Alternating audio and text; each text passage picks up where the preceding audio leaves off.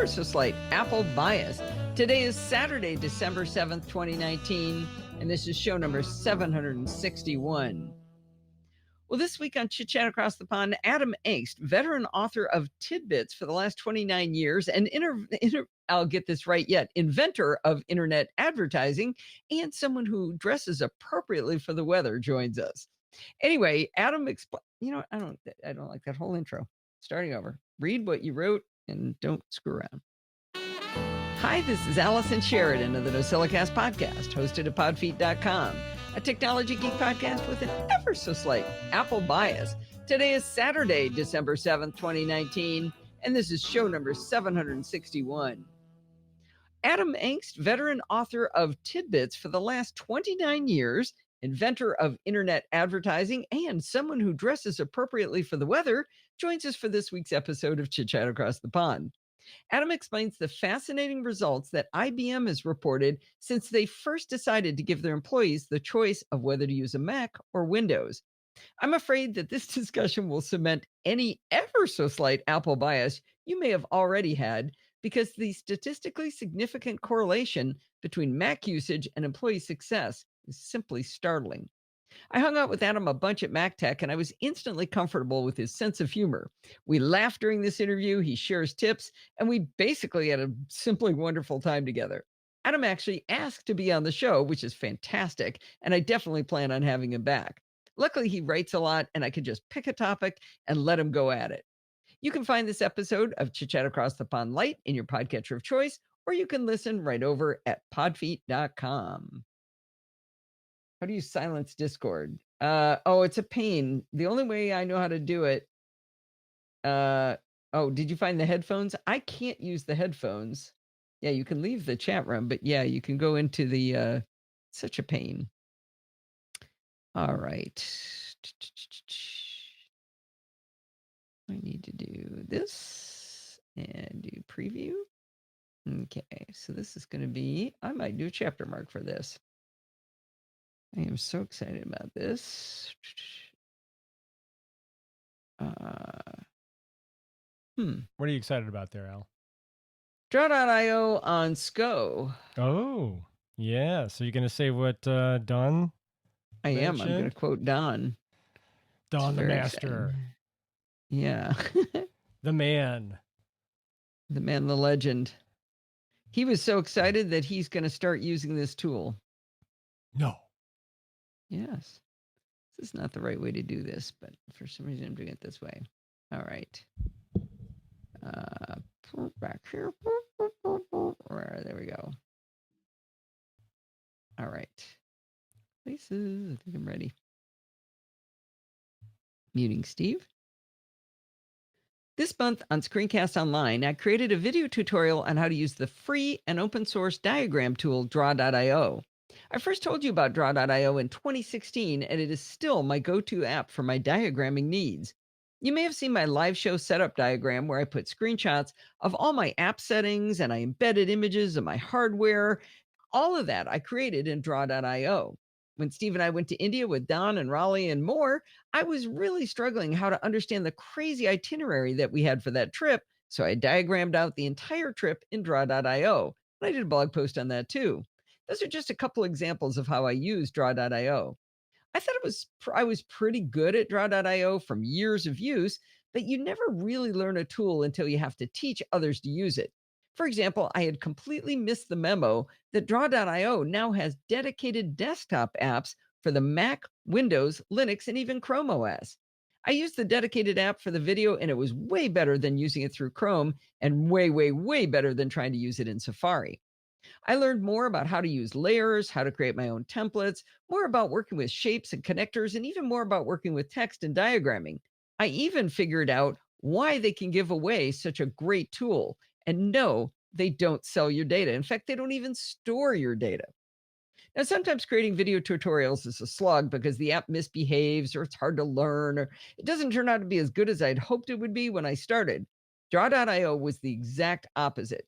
This was probably the easiest video tutorial I've made to date because everything worked and everything worked well. Don writes a newsletter when new episodes come out, and I'd like to read to you what he wrote about it. He is usually not this excited about the tools I review. Here's what he wrote in the newsletter. Whilst reviewing and redoing the Screencast Online post-production processes, I've been trying all sorts of diagrammatic tools to simplify and speed up the process of creating flowcharts. I've used several of the typical tools and even some mind mapping ones, but the learning curve on all of them is just a bit too long, and they don't seem to meld themselves to what I need to do easily. Then Allison Sheridan rocks up with Draw.io for this week's Screencast Online tutorial. Wonderful. Draw.io is a fully featured and amazingly competent drawing tool optimized for creating flow diagrams, but capable of much, much more. Even better, it's free and open source. Now I'll be able to take the outlines I ended up creating and translating them into proper workflow process diagrams. Well, I got a big kick out of him actually deciding to use the tool after learning how to use it from me. Oh, Rose joined us. Oh, yay. Yeah. Made sure Rose knew. Hang on, I'm going to add a little bit to the end of this. One second.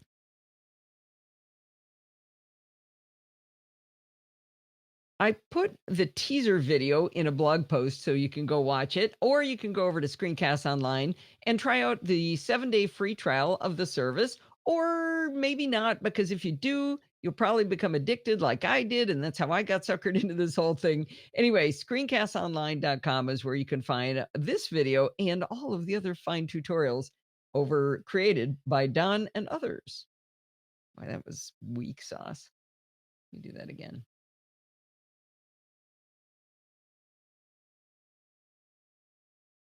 I put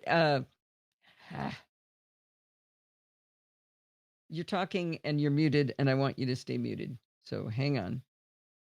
One moment, please. I embedded the teaser video for this tutorial over on podfeet.com in a blog post, but you can also go to screencastonline.com and you can watch the teaser there. You can get a free 7-day trial and watch this video and all of the back catalog. But I don't think you should go do it, because if you do, you'll really want to get a Screencast Online subscription after that, and then you'll be learning everything, and that'll be terrible. Screencastonline.com. Okay, now you can be opinionated, dear. Let me unmute you. There you go, dear. Whoops. Permission to speak, please. What did you just do? Hey, now you look really orange, and I look really blue. I just changed my lighting. Maybe I should go back to blue. Maybe do Christmas like I did. Well, that's what I did, and it looks kind of orange. Well, don't pick orange. Well, it's red. It's as red as I can get, but it looks orange. Huh. I don't know why. Yeah, don't you have and you don't have this kind of light, so you can't have can't have both the way I do. Right. I have green. Let's see, green on this side and red on this side, but it actually looks like pink and nothing, doesn't it? So you've been holding out on us, Allison. My connection to Boeing? Yeah. Communications official for Boeing's Future Technology Next initiative. Did I forget to mention that? Well, Alistair picked it up. That was crazy. I knew there was another Allison Sheridan out there.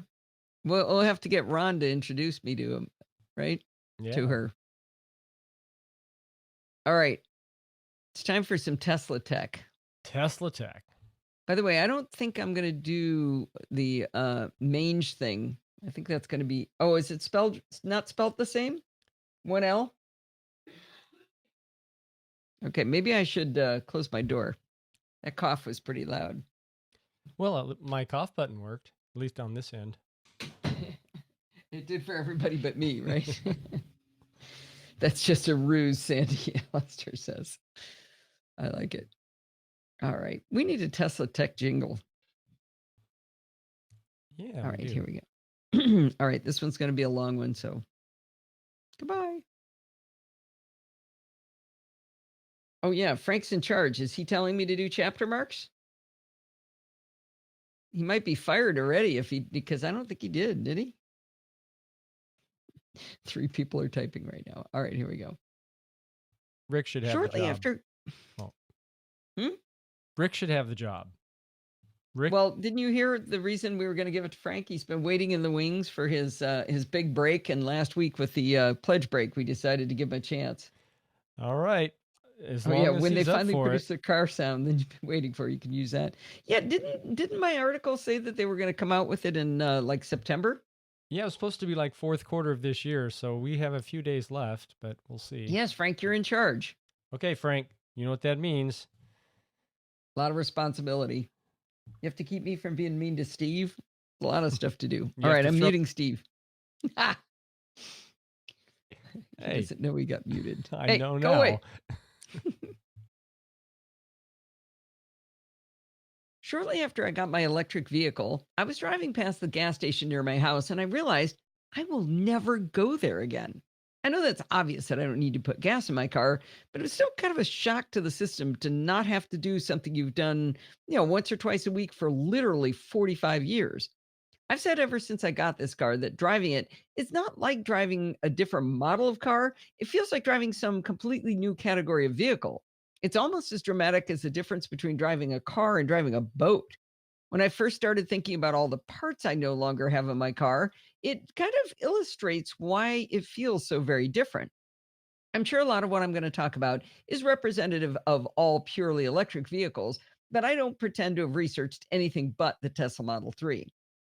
The overarching difference between my car and an internal combustion engine car is that the Model 3 doesn't have an engine at all. It's quite shocking to pop the hood, or bonnet, as Bart would say, of the car and see, instead of seeing an engine, there's an extra trunk. Between the front trunk and the bottom glass of the windshield, there's a plastic cover with one single fluid container, the windshield wiper fluid reservoir. Once you realize there are no other fluids to fill, you realize there's no oil in this car to speak of. Oil is used to lubricate gears, but there are no gears. If there's no gears, you don't need to change gears. So there's no clutch, as in a manual transmission car, and no torque converter, as you would have in an automatic transmission vehicle. Well, let's just get it out of the way. There's no transmission at all in Tesla electric vehicles. When you start an ICE vehicle, that's what EV people call an internal combustion engine vehicle. Well, anyway, when you start an ICE vehicle, you use the starter. I don't have one of those, nor do I have an ignition switch. The spark plugs on an ICE car fire, which drives the pistons which turn the motor. Well, I do have a motor. In fact, on my model, I actually have two. I don't have pistons, so I don't have spark plugs to fire. The pistons in an ICE vehicle get converted into rotational motion by the crankshaft. So I don't have one of those either. The rotation of the crankshaft has to be very carefully synchronized to the camshaft, or the engine's valves won't open and close at the proper time during each stroke of the pistons on their cylinders. This synchronization is in part controlled by a timing belt. Well, timing belts are usually made of rubber and eventually wear down or disintegrate, so the timing belt has to be replaced from time to time. No spark plugs, no pistons, no crankshaft means no timing belt. I remember when I had my 1976 Civic, I had the valve guide seals go bad. That is a whole sordid tale of how, at only 20 years old, I fought with a Honda dealer who tried repeatedly to cheat me. They did not achieve their goal. Anyway, I don't have valves, so I don't have valve guides, so I don't have valve guide seals to go bad. Now, obviously, I don't have a gas tank, but that also means I don't have a fuel pump or fuel injectors. I had those go bad on a car also a very long time ago. I also got a hole in my radiator once. I remember the place I got it fixed was called Hosey's Radiator. I'll get it right yet. Hosey's Radiator. Now, come on, you can do Hosey's Radiator faster than that. I also got a hole in my. Aren't they just around the corner here? Yeah, they're gone now. They're like a restaurant or something. Ooh, I don't know if I'd eat there. I also got a hole in a radiator once. I remember the place I got it fixed at was called Hosey's Radiator, which I thought was a fun name. But, an electric vehicle doesn't have an engine to cool, so there's no radiator either. The engine is cooled by pumping fluid through the engine when it's running. That's the job of the water pump, which is driven. I should not say the, I should say a. Ah, hang on. Cooled by pumping.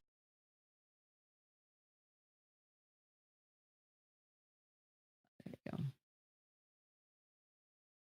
An engine is cooled by pumping fluid through the engine while it's running. That's the job of the water pump, which is driven by yet another belt connected to the crankshaft we've been talking about. No engine means no need for fluid to cool it, which means no water pump and yet another belt my car doesn't have. Back in that long sordid tale of the Honda dealer trying to cheat me when I was young, and it turned out to be the valve guide seals, they tried to convince me that it was a bad head gasket. They said it was under a warranty recall and that they could pull the head to see if it was bad. If it was bad, they'd replace it under the recall, but if it was good, they would charge me for the labor. That was right around the time I figured out that they were thieves because that's not how recalls work. Anyway, since I don't have an engine, I don't have a cylinder head, so I don't have a head gasket for thieves to lie to me about. When you look at the back of my car, it kind of looks like it's missing something. There's just a bumper and nothing hanging below it. That's because it has no muffler. No holes can get in a muffler that you don't have. Because ICE engines contribute a fair amount to pollution, the catalytic converter was invented. This nifty little device removes carbon monoxide, carbon hybrid, blah blah, blah blah blah. This carbon hybrid, this. That's easy for you to say. Uh-huh. Wait. This nifty device removes carbon monoxide, hydrocarbons, and other harmful chemicals from exhaust emissions. They do this magic using very expensive rare earth metals such as palladium that cost more per ounce than gold. Since EVs produce zero emissions, they don't have catalytic converters either. This also means there's no need to ever go get an emissions check to get your registration renewed. As I started thinking through all of the things in my car that I don't have anymore, I could hear my father with one of his famous sayings, "Everyone goes when the whistle blows, you know." This was his way of pointing out single point failure. If one thing fails and takes everything down, that might not be a good thing. If the giant battery that runs the motors in my car fails, would that bring everything else down? Would I be able to get out of the car? Would my airbags deploy? Would my seatbelts tighten as I approached a crash? Would the autopilot cease to work? Could I even turn on the emergency lights as I sat on the side of the road? Let's talk this one through. It turns out I do have the giant battery. Nope, don't say it turns out. That's not in the text. I do have the giant battery that actually makes the motors go, as I explained. But as I started researching for this article, I found evidence that said my car also has a 12-volt battery, just like an ICE car. Unlike an ICE vehicle, I don't have an alternator driven by the engine. Instead, the 12-volt battery is charged by the giant battery pack in the car. Now, remember I said when I open my front hood, all I see is this plastic cover and the place to fill the wiper fluid? It turns out that plastic cover can come off. It just kind of pops off, and you get a few more things to look at. But oddly, you're not supposed to have to mess with them. That's where the 12-volt battery is hidden. At teslatap.com, there's an article about the battery that set my mind at ease about all of the emergency needs I described above. Everything I was worried about is controlled by that 12-volt battery. So don't worry, Dad. My blinkers and airbags and windows will all work even if the giant battery goes kaput. I mentioned not having a water pump or a radiator, but the Teslas do have battery coolant. There's got to be an electric pump buried in there somewhere to move the coolant around as well. You can see the filler cap for the coolant under that plastic cover in the front trunk, but they tell you to never, ever, ever open that filler cap to check it. The manual says you'll get a warning indicator if it ever has a problem, but you shouldn't expect to have to worry your pretty little head about it for the life of the vehicle. Like an ICE vehicle, Teslas do have hydraulic brakes. That means there's a chamber for the brake fluid. But get this, they say don't touch that one either. They say don't even top it off, that you only need to mess with it if it ever gets contaminants in it. They point out that opening it is the quickest way to get contaminants in it. Speaking of brakes, the brake pads themselves will last way longer than in a nice car. It's not like they're made of some magic material, though. It's because you don't actually need to use them very often. Part of what makes this car feel like a different beast than anything I've ever driven is that when you let off the accelerator, the car's regenerative braking kicks in and automatically slows the car down and charges the battery with that energy. If you've ever driven a golf cart or a go-kart, it's kind of like that. For stop and go driving, you feather the accelerator instead of jumping back and forth between the accelerator and the brakes. Now, Teslas get over the air updates pretty often, and there was a recent update that changed even more how much we need to use the brakes. Before I explain the change, there's a term I need to describe. When you come to a stop in a Tesla, if you press firmly on the brake, you'll see an H inside of double parentheses. This means hold. In hold, you can take your foot off of the brake and the car won't roll. It makes waiting at lights more restful and I think safer. How many times have you been at a light, bored, looking around, and then for some reason your brain tells you to lift your foot? In a nice vehicle, your car will roll forward. And that's actually how I got rear ended when my car was brand new. In the Tesla, you have to actively participate in rolling forward if you use the hold mode. The new software update took hold to a whole new level. In the settings for driving, there's a section for the stopping mode where you choose between creep, and that behaves like an ICE vehicle. I don't know why you would choose that. Roll, which slows gently but keeps rolling when you let off the accelerator, and hold. With stopping set to hold, when you let off the accelerator, the car comes to a complete stop without you touching the brakes at all. It's super weird at first because the car slows down so much when you let off the pedal. I did an experiment this week where I drove from my house down to the beach, which is about 2 miles, backed into a parking place, parked for my run, pulled out of the parking place after my run, went to Starbucks, parked again, pulled out, drove home and into my garage, all without ever applying the brake to slow down or stop. It was amazing.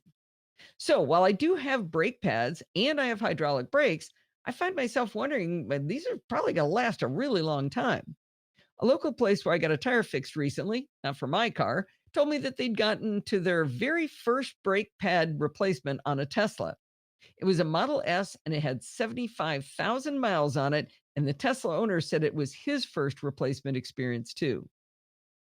Now, Steve pointed out that this way to brake using this regenerative braking is a safety feature as well. And I think I may have mentioned that before.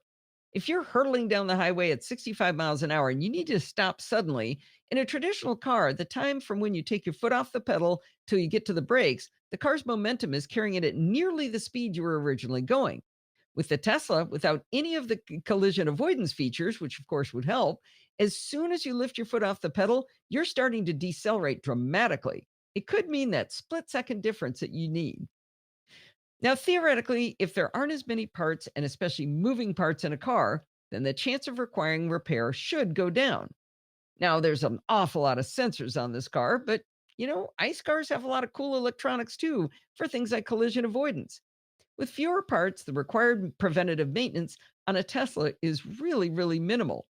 From the Tesla manual, which you can look at tesla.com if you're curious, here is the entire recommended maintenance for the Model 3. First, replace cabin air filter every 2 years. Check your tires every 10 to 12,000 miles. Rotate, balance, align as needed. Check for brake fluid contamination every 2 years. Now, they did say I shouldn't do that myself, but I think you're supposed to take it in. So it's just check it. Replace the desiccant in the air conditioning every 6 years. Now, how am I going to remember to do something that infrequent? I'll put it on my calendar, I guess. Now, if you're in a cold weather region, I'm not, you need to clean and lubricate the brake calipers every 12 months or 12,500 miles. That is the entire extent of the recommended maintenance for 6, 8 years of your car. Beyond that, the Tesla Model 3 has a limited warranty of 4 years or 50,000 miles, whichever comes first. Now, the big ticket items on a Tesla are the battery and drive unit, and they come with an extended warranty period. They're covered on the Model 3 for 8 years or 100,000 miles, whichever comes first. Or if you have a long range battery like mine, it's 120,000 miles. Within that period, the battery is warranted with a minimum of 70% of its original capacity. And my buddy Ron, who has a Tesla Model 3, said that they're finding that the batteries are actually lasting a lot longer than they thought, and that you probably wouldn't expect ever to see something as low as 70% in that length of time. Now, I know this car cost a grip, as Rob Dunwood would say, so it's not like I can claim great savings because of reduced maintenance and probable failures due to fewer mechanical components, but I thought it was an interesting exercise to walk through all of the parts this car simply doesn't have. So you said your buddy Ron has a Tesla Model 3. I don't think I that's thought I worth... said Model S. No, you said 3, but I don't think it's Let worth me changing. listen. Let me listen. Now, my buddy Ron, who has a Tesla Model 3, said that they're finding that the batteries are actually lasting a. I can redo that. Well, that's a long one. No, I'm zoomed way in. Okay. Now, my buddy Ron, who has a Tesla Model S and studies all this stuff, he's on his second Model S. He says that they've been watching the reduction in battery capacity of these Tesla cars, and they're not dropping nearly as much as Tesla thought they might. And that's why the warranty is down to 70%. And he said that they're really seeing much, much less degradation than they expected. So that's kind of cool. Now, I know this car cost a grip, as Rob Dunwood would say, so it's not like I can claim great savings because of reduced maintenance and probable failures due to fewer mechanical components, but I thought it was an interesting exercise to walk through all of the parts the car simply doesn't have. I think I'm a Ron car said nerd, you know. he dropped 1%. Yeah, in 2 years. 2 years, yeah. That's max range after a full charge, which is I guess, a direct indication of the battery's capacity. Sandy says I used to downshift too when I had manual transmission. Yeah, that's what I do. So Alistair was talking a lot about how he downshifts all the time and was able, with an ICE vehicle and manual transmission, able to get to work without braking.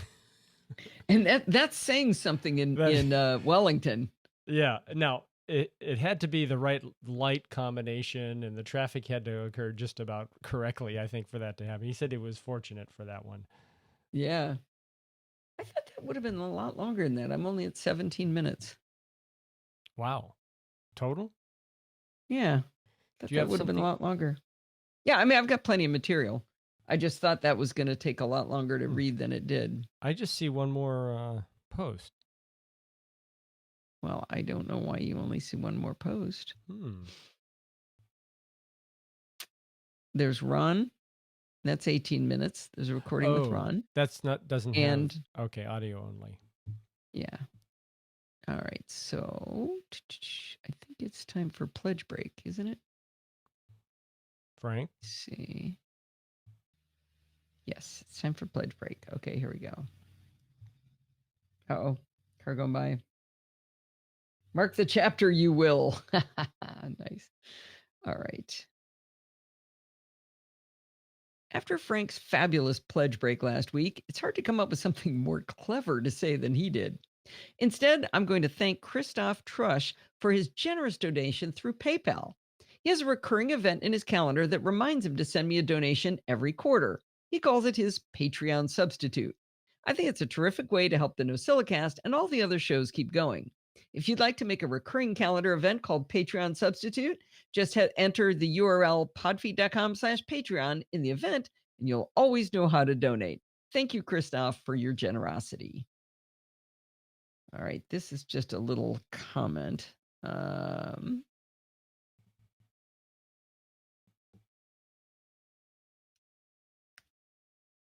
You guys won't know this, but, well, you guys were part of the decision. Here we go.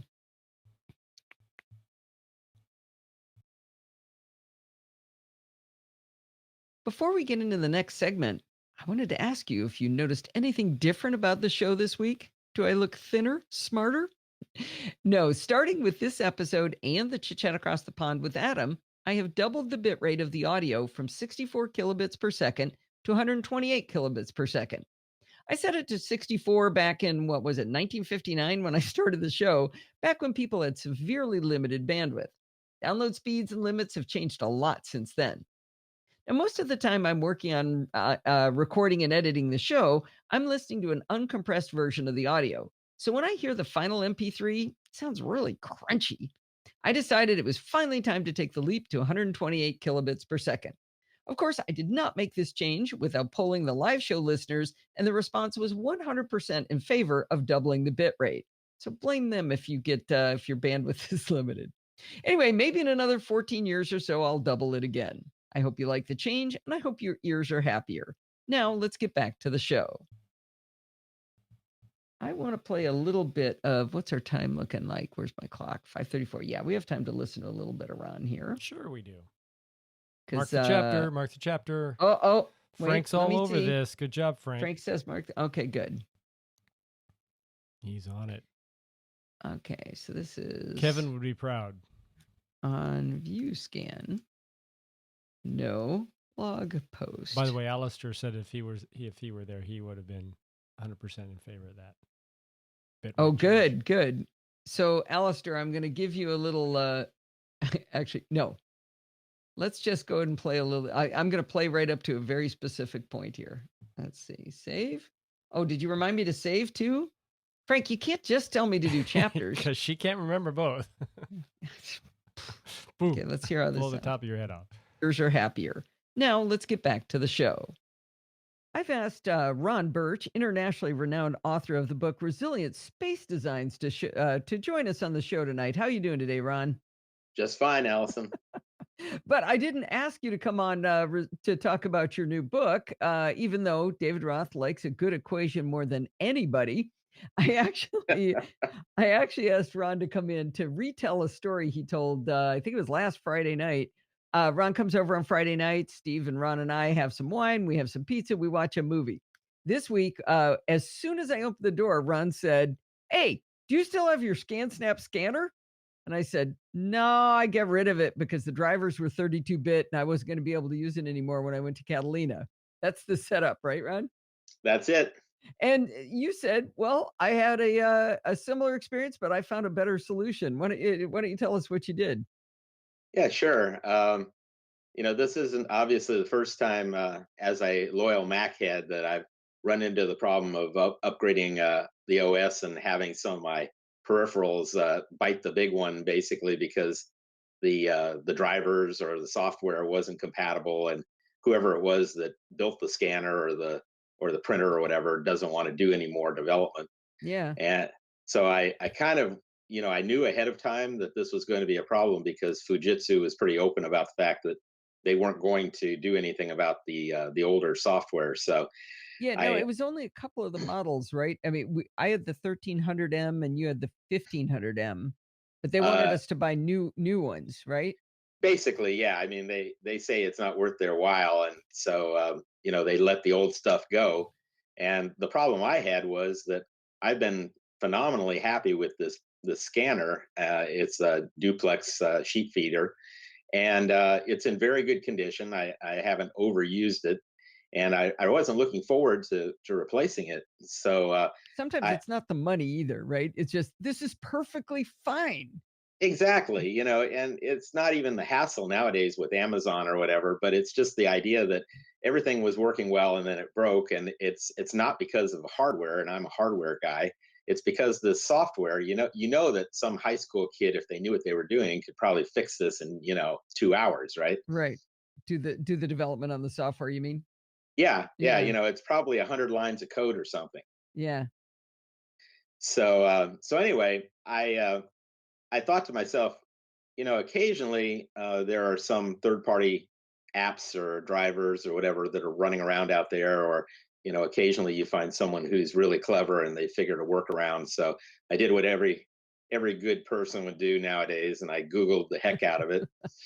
And lo and behold, I came across a third party app, which amazingly has been out there for quite a while. It's called ViewScan, and probably some of your listeners already know about it, but I didn't. I'm almost And, positive nobody has ever reviewed this software on the NosillaCast. I should do a search because somebody's yelling into their phone right now if they have. But ViewScan, like you said, it's been around forever.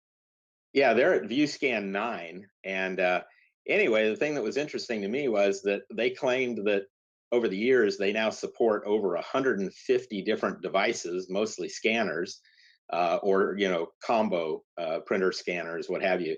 And they claim that it's very plug and play, which of course everybody does. So I looked at it. There were two versions of it. One is kind of the stripped down version, and then they have one that's a little bit more capable and has a bunch more features. The stripped down version is about $39, and the other one's about, I think, $99. And for me, the biggest difference is that the higher end one has the OCR capability. So OCR again is Optical character recognition. So if you scan, for example, a text file, or something that would have been a PDF, or it gets converted into a PDF, it'll recover and turn it into a scannable, searchable PDF. okay, right. So anyway, I saw this, and they have a nice website and the whole 9 yards, and they allow you to do a demo. And so I downloaded it, plugged it in, and lo and behold, it immediately recognized not only my Okay, I was gonna play just enough for Alistair to hear me say, "No one has ever checked this, done a review of ViewScan." And he found it pretty well, fairly Yeah, quickly. because I do actually say at the end before I hang up with Ron, I say, "Oh, look, Alistair's the one who was yelling at his, at his mic." You know, When was that? I think it's 2012, Wow. 7 347, years so that ago. what am I at? I'm, at 651? 761. So 760. about halfway through the thing. Oh, plus save the darn thing. Oh, he still uses ViewScan. Huh. So Oh, I that's was asking, cool. how do they make their It costs money? money. It's Oh, it 39 does. bucks Okay, I and missed or that. $100. Yeah, it's Oh, very expensive software. If you want OCR and a sheet feeder, it's $100. whoa. That's Mm. their business model. They Yeah, actually charge the customer. I was looking for that. I'm going, well, I'll tell you how they cost money. Yeah, the lifetime license is $100. That The sounds like it's 39 worth bucks. it. Yeah, the 39 bucks is only so I could have saved my 1300. Yeah, that's right. I gave it away, so that's good. Mm. I gave it away to somebody who Has ViewScan.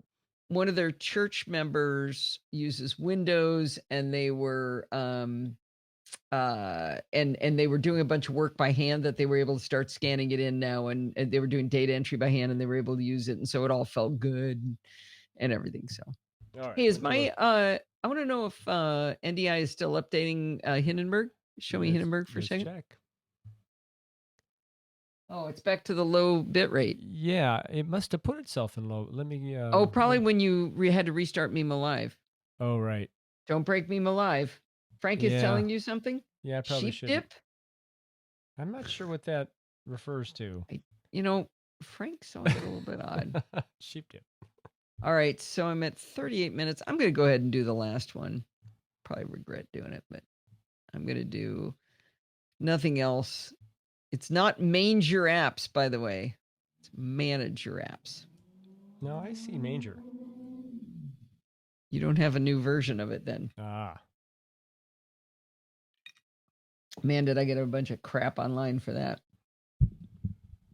As well you should. All right. All right, here we go.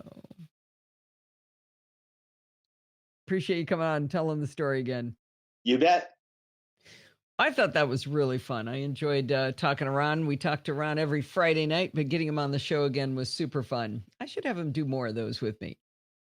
One of the coolest things about being a Mac owner is how long your computer will remain useful. I hear stories about people using, just this last week, about somebody using a Core 2 Duo machine. That thing's 12 years old. I'm not a big fan of recommending letting a Mac that's not able to run a currently supported operating system get on the internet. But luckily, Apple supports machines pretty far back. As of right now, macOS High Sierra is still supported with security updates, and you can run High Sierra on Macs back to 2009 or 2010, depending on which model family.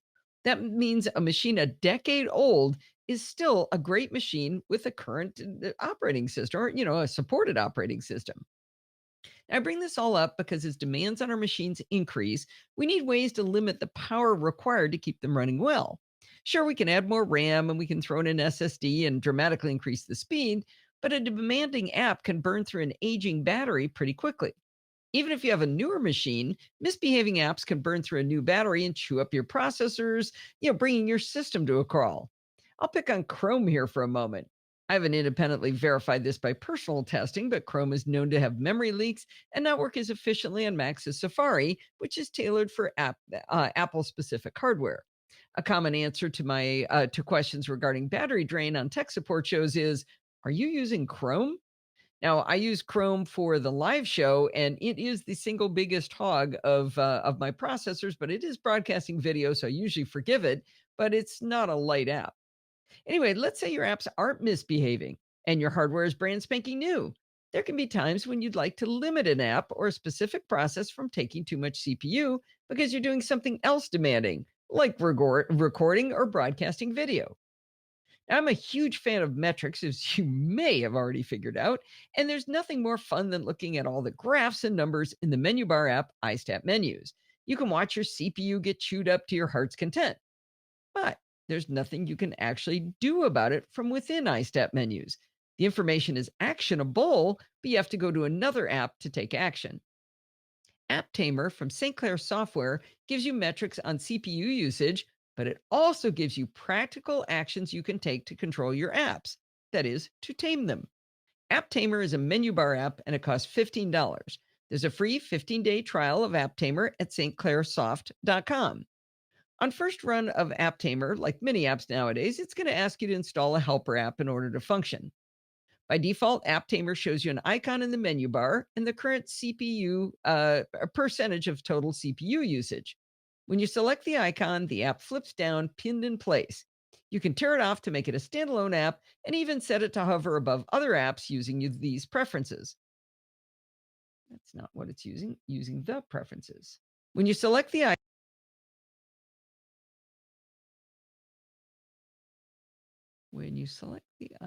where is that? There you go. When you select the icon, the app flips down, pinned in place. You can tear it off to make it a standalone app and even set it to hover above other apps using the preferences. The top of the app shows you a graph of your CPU usage as a function of time. I was surprised to see an option on my new Mac that said, because your Mac has more than 4 processor cores, the CPU graph will show more detail when setting to a logarithmic scale. As much as I really enjoy annoying David Roth with mathematics, even today on his birthday, rather than going through a full explanation of what logarithms are, let's just say that using a log scale is helpful if you have small values and large values you need to plot on the same graph. If you don't have an 8-core system, you won't have to worry your pretty little head about this, David. Below the graph is a list of all processes currently using CPU and sorted by that CPU usage. It's a little hard to figure out whether it's sorted by the instantaneous percentage or the average percentage usage because both are displayed, but I've seen the top apps have one of the others as the top value. Anyway, at the bottom of the listing is a button to toggle to see all processes, but that can get pretty long and it doesn't actually provide you with more actionable information. The magic of App Tamer is that it lets you limit how much CPU you want to allow each app to use. For example, how often have you realized that your machine is slow to crawl because Spotlight has decided to index? With App Tamer, you can limit that usage to, say, less than 20%. App Tamer comes pre-configured to automatically reduce the CPU and battery usage of Safari, Firefox, Google Chrome, Spotlight, Time Machine, Photoshop, Illustrator, Word, and more. Apparently, these are the big offenders. To add an app to manage processes, simply select it in your list of running applications. You'll get a window with detailed controls. The first set of controls tells AppTamer what to do when an app is not in front.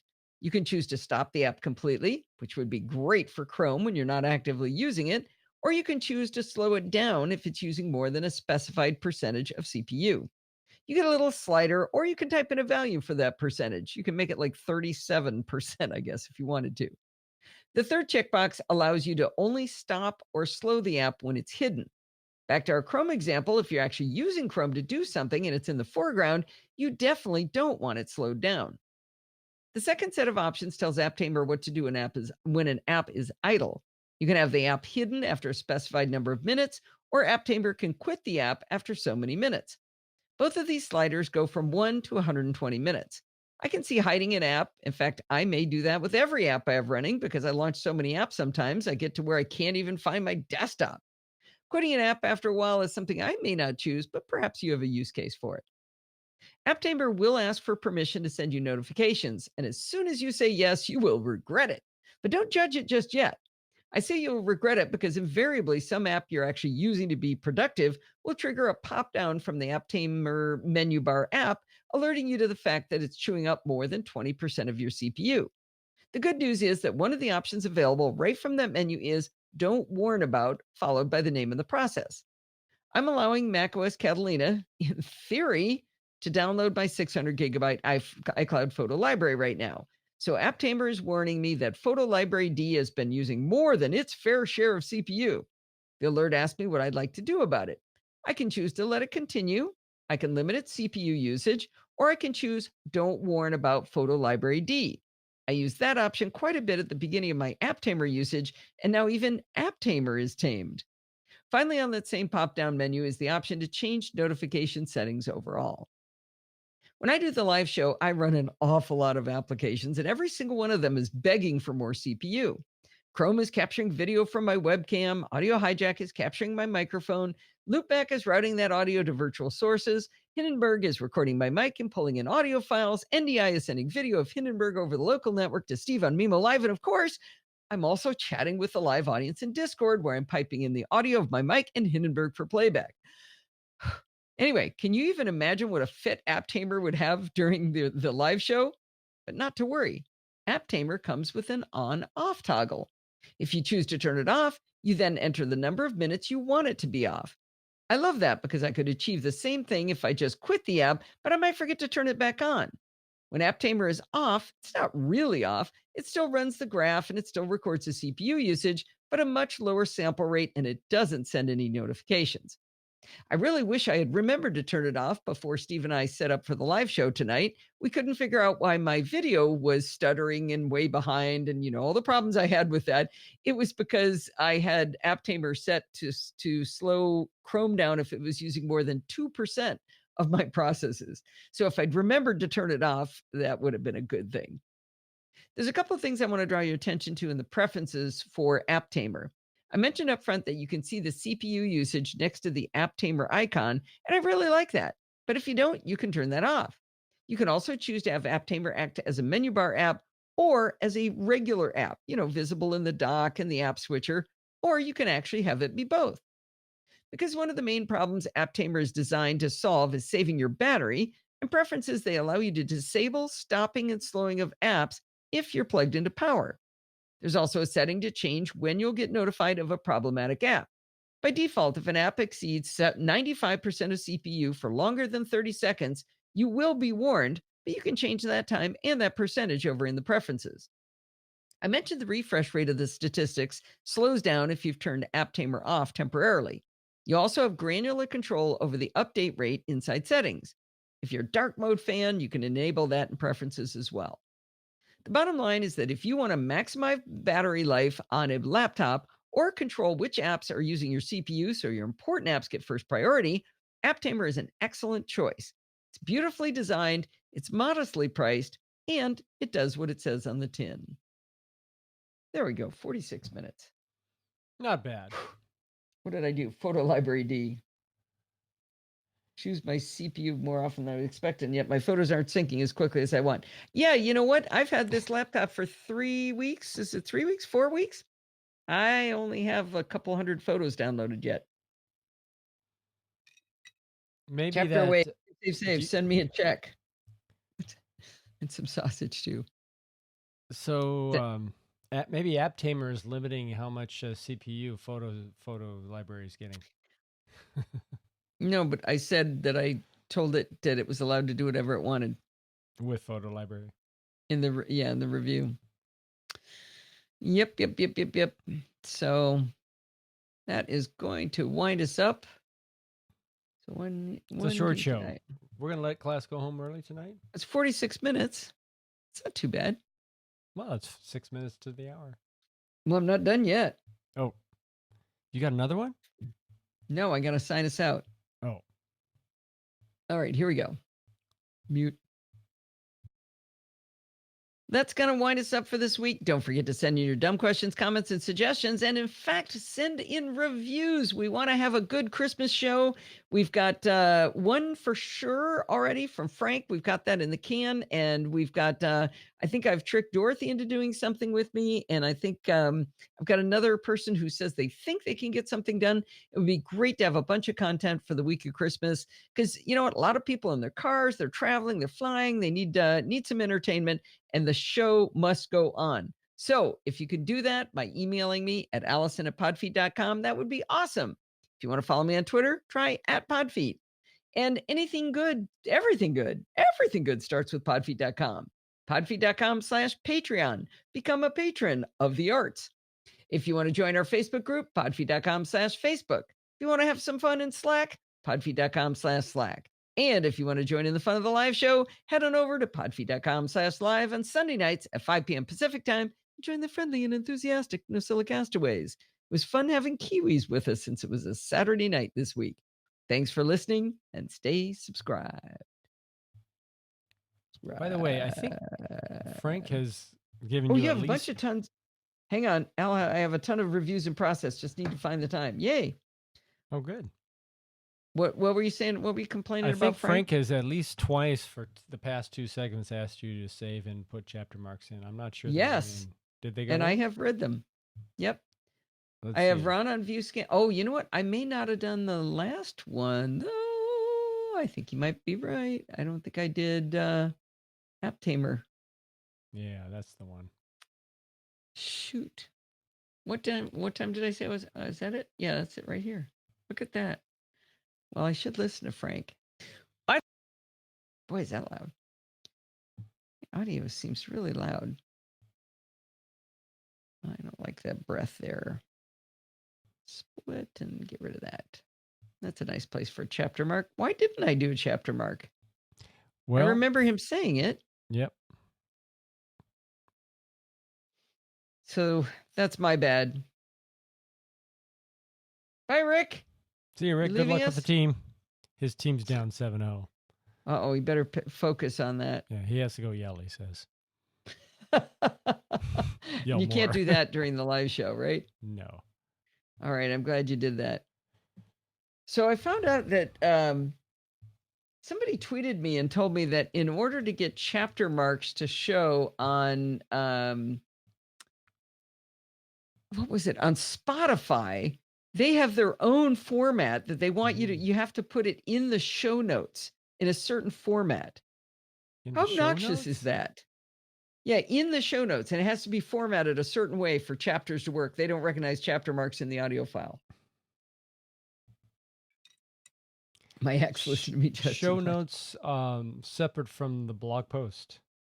Yeah, associated with the feed. Yeah, the feed. Okay, the ones that you can see, like in if you go into Downcast or Overcast, and those you can see the show notes there. It has to be there. It has to be in a very specific format. That's a weird place to put it. Yeah, and they're pulling it how out of the dare text. you, new to the thing, say that you're not going to obey what everybody else has been doing? The standard. They wanted to be different. I don't like it. Are you wondering why, Frank? Sandy, snap! That was mean. I like it. Oh, that's funny. Yeah, we got to give her some laughs at that. Who else thought that was funny? Oh, Frank liked it. Well, that's good. Apparently he likes abuse, Sandy. All right. Well, I think we are actually done. I am ready to start producing the show. It is 5:58. I am glad so many people came on a Saturday night. This was fun. Thank you for joining us. We didn't get a title. Oh, well. Fun way to spend an hour on a rainy afternoon. Yeah, I'm glad you came in, Alistair. I will be forwarding your message about Boeing and the X-Wing fighters quite a ways. That's going to be fun. All right. We'll see you guys. Bye, Rose. Good night, Gracie.